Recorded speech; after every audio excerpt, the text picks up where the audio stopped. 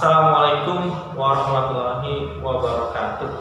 Alhamdulillahirabbil alamin. Apa kabar teman-teman semua dalam kelas ini? Semoga teman-teman yang hadir dalam kelas ini mendapatkan rahmat dan hidayah dari Allah Subhanahu wa taala. Baik teman-teman, kita mulai saja. Pada hari ini kita akan mempelajari terkait dengan fikih dan dengan tema hudud dan hikmahnya. Nah, sangat luar biasa kan temanya. Sebelum kita mulai, mari sama-sama kita tarik rahmat Allah dengan membuka melafazkan basmalah bersama-sama. Bismillahirrahmanirrahim.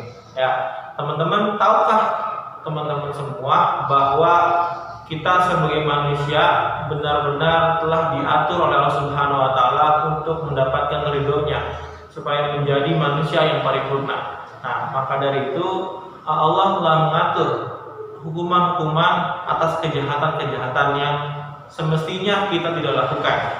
Nah, pertama saya ingin menjelaskan terkait dengan hudud. Nah, hudud menurut istilah syar'i, hudud adalah hukuman tertentu yang ditetapkan oleh Allah sebagai sanksi hukum. Jadi hudud itu adalah sebuah hukuman yang ditetapkan oleh Allah ataupun Rasulnya sebagai sanksi hukum atas tindak kejahatan. Nah, jadi Islam sudah menempatkan dasar-dasar hukum sebagai Al-Quran dan Sunnah, dan tentu ada hikmahnya ketika Islam melakukan hukuman tersebut. Gitu. Mari kita berbicara jauh dan mempelajari jauh terkait dengan hudud ini. Oke. Nah, apa sih kemudian teman-teman, kira-kira kenapa Allah menentukan hukum untuk kita? Nah, kita sebagai manusia tentu memiliki salah dan dosa. Nah, maka dari itu Allah sebagai Tuhan kita dan juga Nabi Muhammad sebagai Rasul kita seringkali mengingatkan bahwa kita sebagai manusia harus berbuat baik kepada sesama. Sebagaimana Al-Imran ayat 104, ta'muruna bil ma'ruf wa tanhauna 'anil munkar, kita bersama-sama mengajak kebaikan dan mencegah kepada keburukan. Dan cara mencegah daripada keburukan itu adalah kita mengetahui apa hukuman-hukuman atas tindak kejahatan. Jadi kalau misalkan kita mengetahui hukuman dari tindak kejahatan secara pemahaman, tentu kita akan menghindari hal tersebut karena takut pada hukuman tersebut, atau karena takut apa yang terjadi kemudiannya. Nah, teman-teman, tujuan hudud adalah mewujudkan kemaslahatan bersama, ya. Jadi hukuman itu dibuat untuk membuat orang-orang yang dihukum itu menjadi jerah. Jadi dia kapok melakukan hal mengulangi hal tersebut. Dan ketika mereka kapok melakukan tersebut, maka yang ada kejahatan akan hilang. Dan kejahatan yang hilang ini kita akan mendapatkan kemaslahatan bersama. Oke, selanjutnya kira-kira apa aja sih kejahatan-kejahatan yang kita ketahui? Apa aja coba? Nah, teman-teman mungkin banyak ya kejahatan yang diketahui, misalkan kayak pencurian, terus juga apa yang sering kita lihat sekarang, begal, narkoba.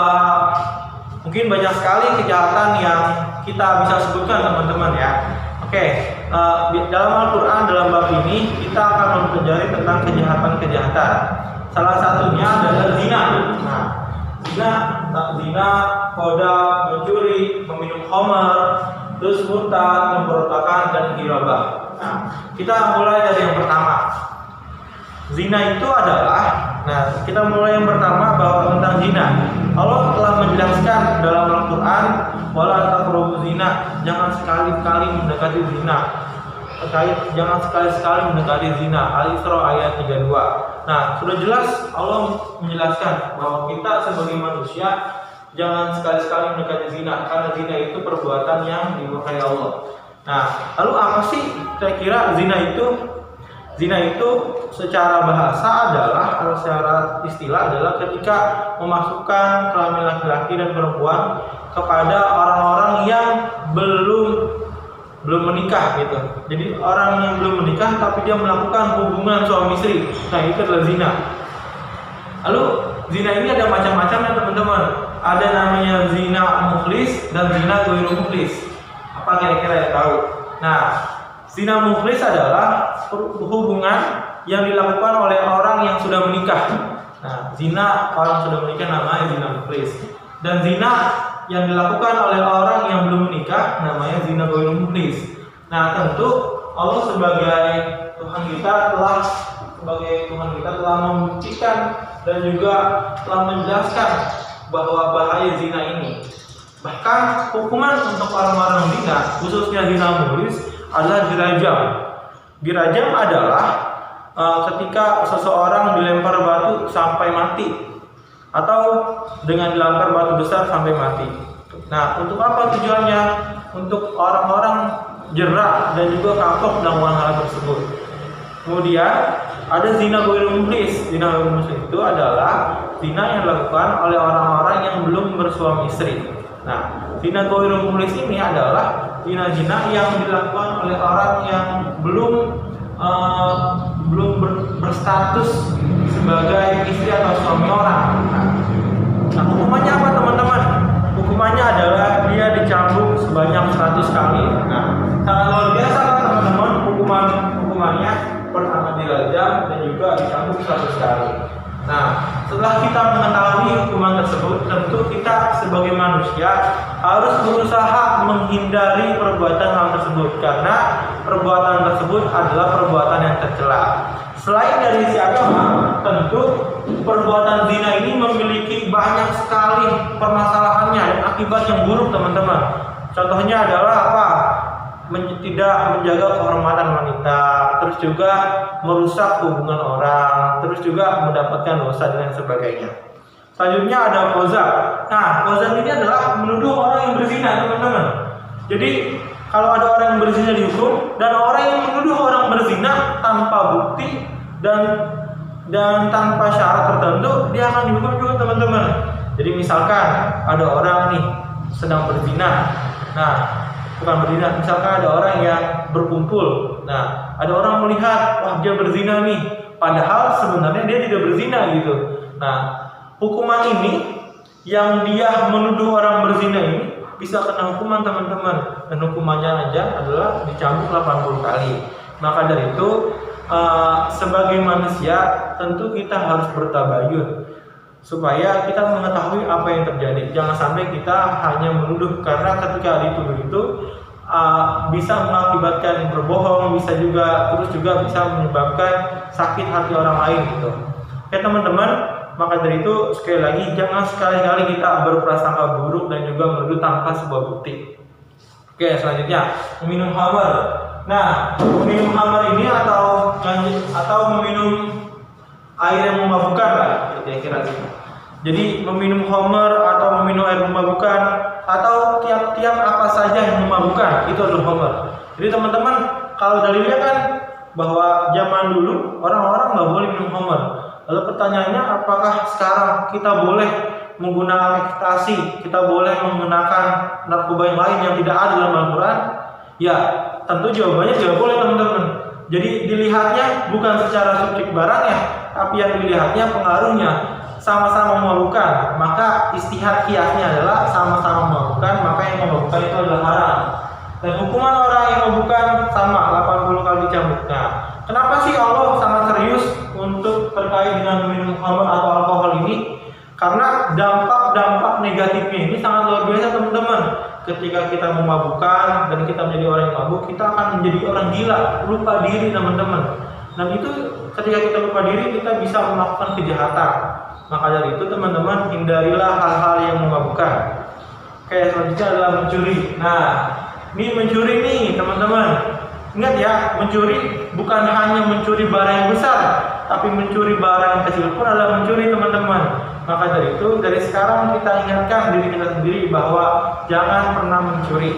Nah, mencuri itu adalah mengambil harta secara diam-diam. Jadi kalau misalkan ada teman pulpennya 2 jatuh ke bawah nih, kita tiba-tiba teman yang nengok bilang tuh pulpen. Jadi kan itu yang sering terjadi. Jadi teman-teman, mencuri itu adalah perbuatan yang tercela. Hukumannya sangat luar biasa teman-teman. Orang yang mencuri itu hukumannya adalah tangannya itu dipotong, pergelangan tangannya dipotong sebelah. Supaya apa dipotong? Supaya orang yang mencuri kapok teman-teman. Dan orang-orang yang melihat itu terus juga menjadi kapok dan tidak ingin melakukan pencurian. Nah, atau teman-teman kalau tidak dipotong tangannya bisa bayar dinar atau bayar hutang sesuai dengan kesepakatan. Oke teman-teman, selanjutnya adalah bugot. Bugot itu adalah menentang pemimpin.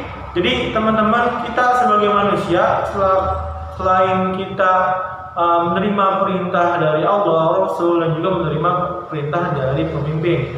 Tapi di sini dilihat teman-teman, pemimpin seperti apa yang harus kita turuti. Nah, jadi seharusnya pemimpin yang kita turuti adalah pemimpin yang baik dan benar. Kalau misalkan pemimpin yang zalim dan sebagainya, maka saya kira kita wajib untuk mendakwahkannya. Oke teman-teman ya. Selanjutnya ada lagi terkait dengan merampok. Nah, jadi teman-teman kalau tadi mencuri, yang kedua adalah merampok. Selanjutnya adalah merampok. Merampok ini adalah bagian dari sebuah kejahatan. Bedanya adalah kalau mencuri secara diam-diam, kalau merampok ini kita secara langsung. Jadi ada orang megang tas, dibegal tasnya, orangnya dibunuh. Nah, jadi hukumannya ini sangat berat teman-teman. Darah dibalas dengan darah. Jadi orang yang membunuh itu bisa dihukum terkait dengan pembalasannya dan dibunuh teman-teman. Oke teman-teman, dari sekian banyak kejahatan yang terjadi dan sekian banyak peraturan yang terjadi, kira-kira apa sih hikmahnya? Nah, tentu hikmah yang pertama, kita tidak ingin melakukan kejahatan karena kita merasa bahwa pertama dapat dosa, yang kedua bahaya atau dampak setelah kita melakukan kejahatan. Yang kedua, hikmahnya adalah ketika kita melakukan kejahatan, bahwa bukan hanya di dunia tapi di akhirat pun ditanya gitu tentang kejahatan kita. Tiga, hikmahnya adalah dengan kita melakukan hukuman Islam atau dengan kita melakukan kebaikan akan terwujudnya kemaslahatan bersama. Oke, baik teman-teman, saya kira itu saja pemaparan materi terkait dengan hudud dan hikmahnya. Mungkin banyak sekali pertanyaan oleh teman-teman. Selanjutnya saya kira ada berbagai macam tugas yang bisa kita kerjakan secara bersama-sama. Oke teman-teman, selanjutnya teman-teman bisa berkumpul masing-masing kelompok dan membicarakan terkait dengan kira-kira apa pelanggaran-pelanggaran atau hukum-hukum apa saja yang terjadi di masyarakat. Nah, teman-teman bisa tahu tuh hukumannya apa saja. Lalu kira-kira pencegahannya seperti apa. Nah, oke teman-teman, itu saja dari saya. Kurang lebihnya mohon maaf. Wassalamualaikum warahmatullahi wabarakatuh.